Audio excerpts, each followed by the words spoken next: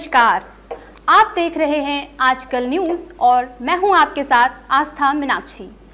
भूमंडलीयकरण यानी कि ग्लोबलाइजेशन के इस दौर में दुनिया भर के तार एक दूसरे से जुड़े हुए हैं।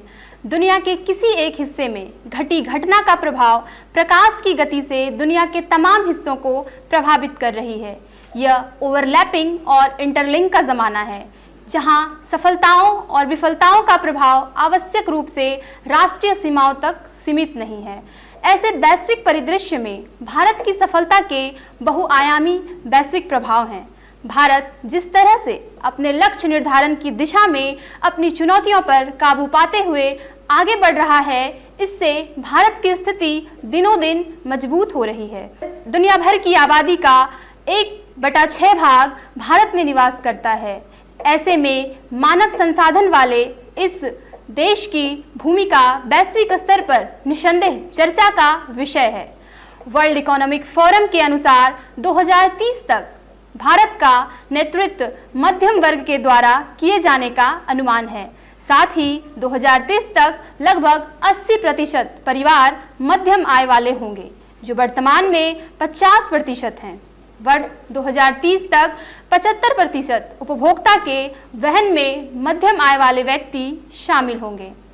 2021 के विश्व बैंक के आंकड़ों के अनुसार भारत वर्तमान अमेरिकी डॉलर में सकल घरेलू उत्पाद (जीडीपी) द्वारा क्रय शक्ति क्षमता (पीपीपी) के मामले में दुनिया का तीसरा सबसे बड़ा देश है। इसके साथ ही भारत के कामकाजी उम्र के लोगों की आबादी 2027 तक वैश्विक श्रम शक्ति में 18.6% तक बढ़ने की उम्मीद है। इसके अतिरिक्त वर्तमान मूल्यों (पीपीपी) पर विश्व जीडीपी में भारत का हिस्सा वर्ष 2000 से 2020 की अवधि में 4% से बढ़कर 6.8% तक हो गया है। पिछले 20 वर्षों में एफडीआई का प्रवाह 20 गुना बढ़ गया है। गरीबी, संसाधनों के अभाव, शिक्षा और स्वास्थ्य कमियों के बावजूद अंतर्राष्ट्रीय मुद्रा कोष के अनुमानों के अनुसार भारत वैश्विक विकास में 15% से ज़्यादा की भूमिका निभा रहा है। कोरोना संकट के काल में भारत के तमाम देशों को कोविड-19 की खुराक उपलब्ध कराई, जिसके अंतर्गत लगभग 235 मिलियन से अधिक खुराक की आपूर्ति हुई। हाल के वर्षों में भारत की अर्थव्यवस्था मजबूत हुई है।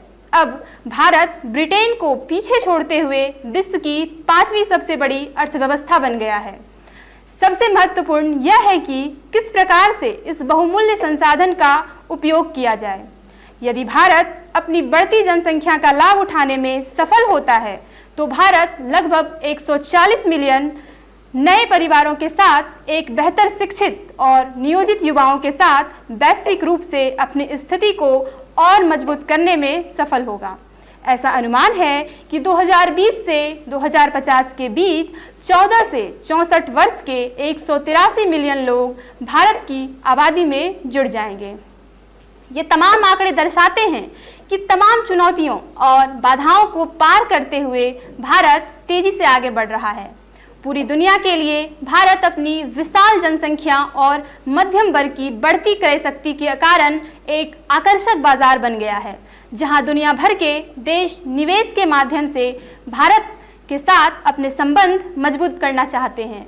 तो ऐसे में ज़रूरत है कि भारत की विशाल जनसंख्या का कौशलपूर्वक नियोजन किया जाए, जिससे भारत अपने मानव संसाधन के माध्यम से विकासशील देश से विकसित देश का सफर जल्द से जल्द पूरा कर सके। तो इसी के साथ मुझे दीजिए इजाज़त और आप देखते रहिए आजकल न्यूज़। धन्यवाद।